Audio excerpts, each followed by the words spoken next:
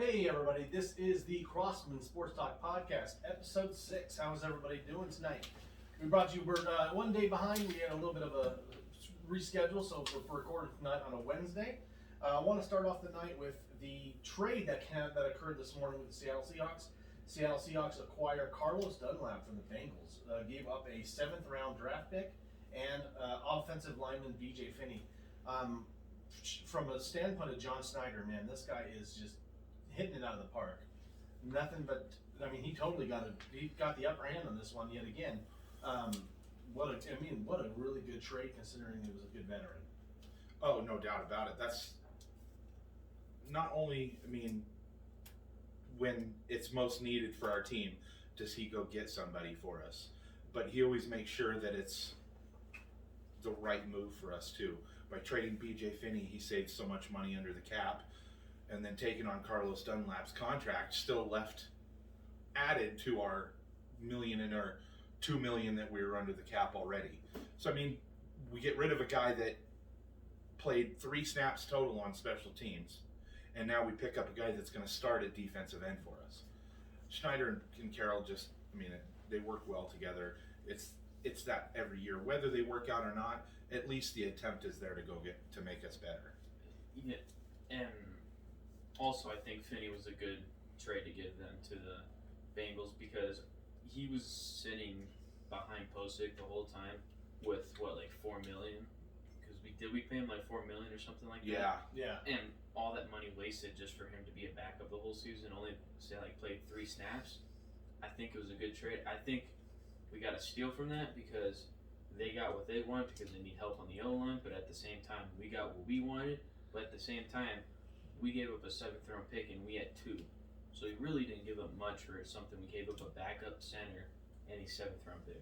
So I think it was a steal, and I think he can produce a lot of sacks for us, hopefully. Agreed. I think it was a good trade.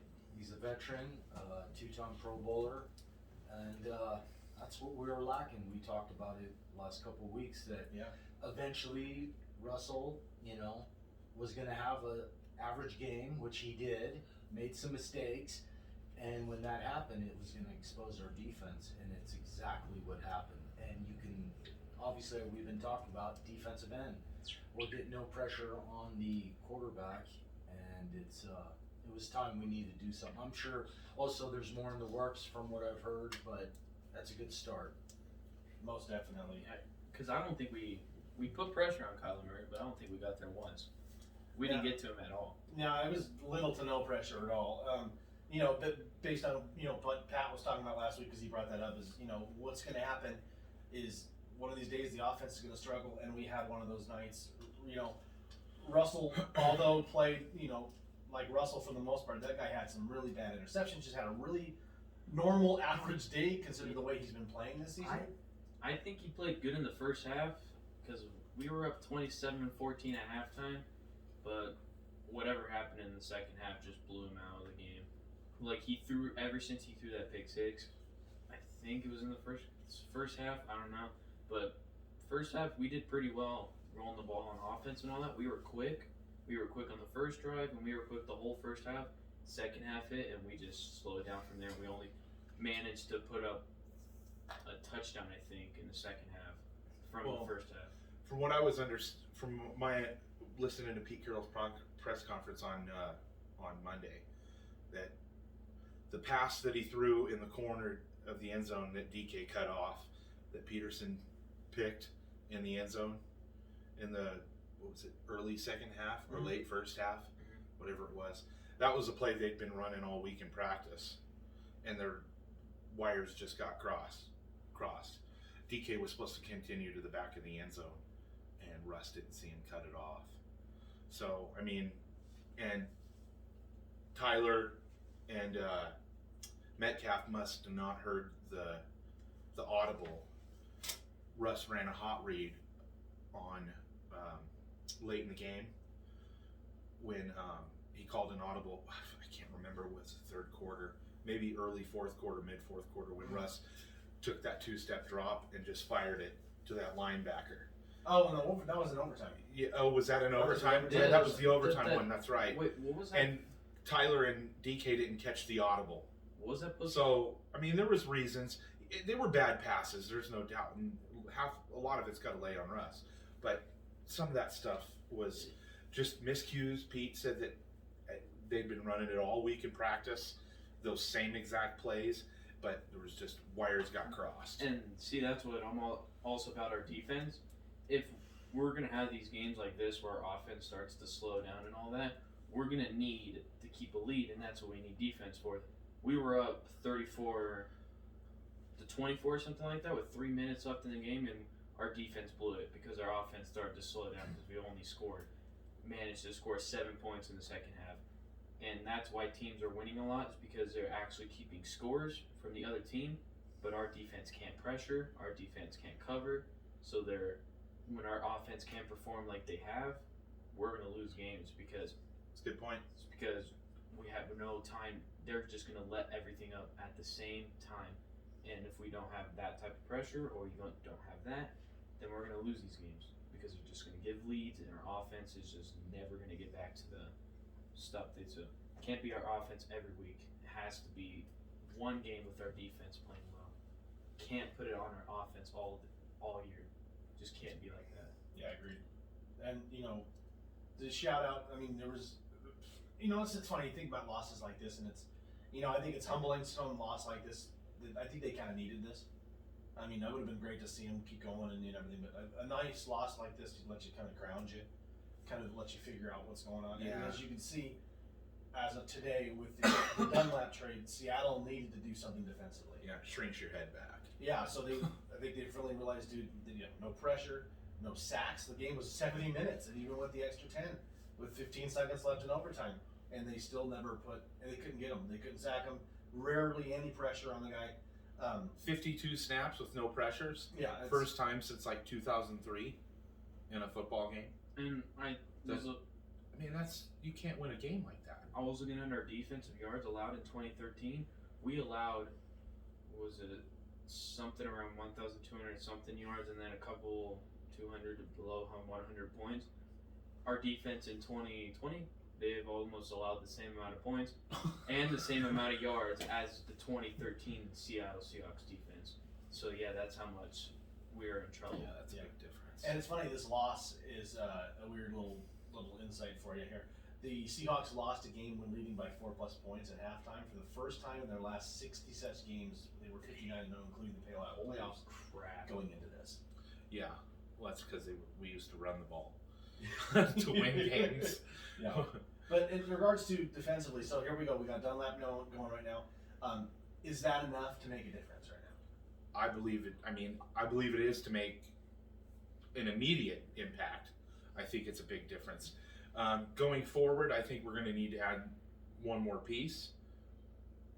Give it a couple games, and we'll be able to know a little bit better what kind of an impact. But I think he can make an impact right away. Hell, 2 sacks will make an impact. He had 1 with Cincinnati, and he'd be in the lead on our team. Yeah, totally. Or at least tied for Tied the for lead. Jamal. Yeah. I think he's going to make an immediate impact. And they were saying with Jamal coming back this week, possibly and hopefully, that those 2 combined would be like signing 2 people.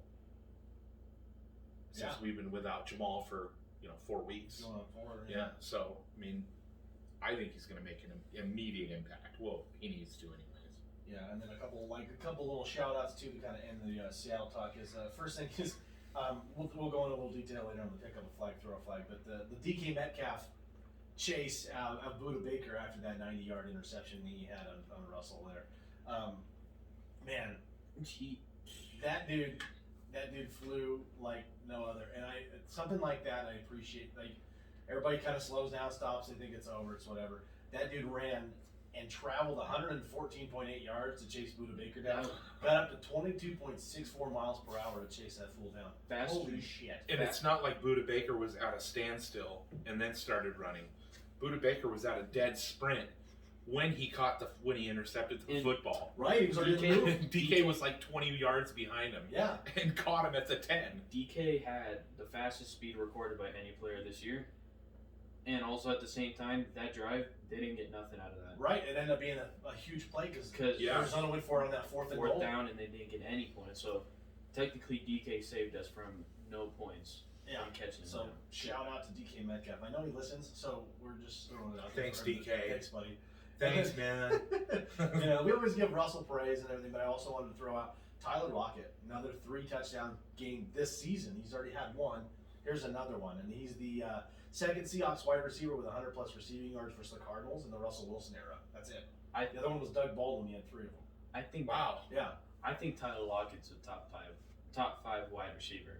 Yeah, he kind of got. He's been. You don't hear much this season about him here and there because DK has kind of just taken over in regards to everything. But Tyler Lockett's there, and it's funny when you watch. And then DK's covered. They're blocked. Like DK was pretty much shut down, and then here, Tyler explodes. Yeah, do you hear any pissing and moaning from him either? No, he's a professional. He's not a cancer in the locker room about it. Nothing. You don't hear anything. Tyler's whining about not getting the ball. Nope, never hear it once. You know who would? And there's a shout out to you, Tyler, because we know you listen also. Buddy. You know who Yeah, would? they all listen. You know who would throw a pissy fit for not getting all the yards and all that? Odell Beckham. That would be the type of wide receiver to. Yeah, that's true. That's the guy that would throw the bitch fit. Just know anybody watching this, I'm gonna be bagging on Odell Beckham the whole year. Yeah, problem with that guy or what? He's got a big issue with OBJ. OBJ's, you got an issue. And back to the Tyler Lockett thing, he's had games where he doesn't have much yards and no touchdowns, but then he also has those games where like he just has a great game. Like week 3 was when he had 100 yards versus the Cowboys and 3 touchdowns, and then he had 3 touchdowns with 200 receiving yards in the Cardinals game at the same time. So he had, and then even though if he's not scoring touchdowns, he still has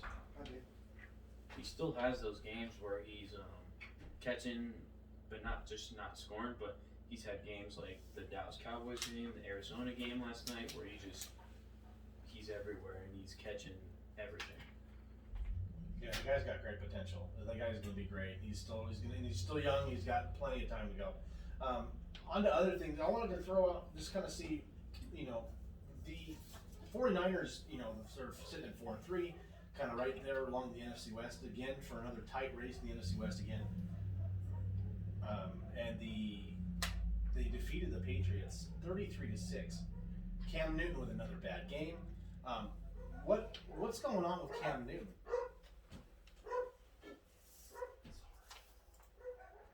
Oh, what's going on with Cam? I paused it. We're good. Fucking animals.